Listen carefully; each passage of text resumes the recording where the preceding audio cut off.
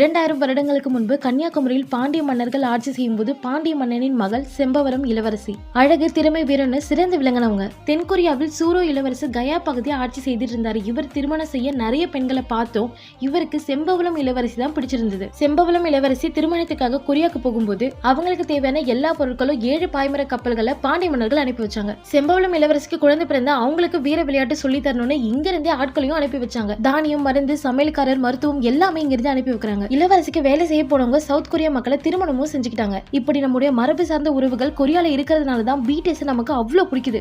கொரியாவில் 10% தமிழ் மரபு வழியில் வந்தவங்க தான் உயர் பதவியில இருந்தாங்க. பிடிஎஸ்ல உள்ள 7 பேர், பிளாக் பிங்க், இவங்க எல்லாருமே நம்முடைய ரத்த வழி சொந்தங்கள் தான். பிடிஎஸ்னா யாரு? அந்த 7 பேர் உங்களுக்கு ஏன் பிடிக்குதுன்னு யாராவது கேட்டா அவங்க எங்களோட தொப்புள் கொடி உறவின் மூலம் வந்தவங்க தானே நீங்க சொல்லலாம். ஏன் கொரியனோட தாலாட்டு பாட்டு ஆரிரோல தான் ஸ்டார்ட் ஆகும். நீங்க நெட்ல கூட சர்ச் பண்ணி பார்க்கலாம். உங்களுக்கு பிடிஎஸ் பிடிக்குன்னா கமெண்ட் பண்ணிட்டு நம்மளோட சேனலை சப்ஸ்கிரைப் பண்ணி ஆல் பட்டனையும் கிளிக் பண்ணிடுங்க.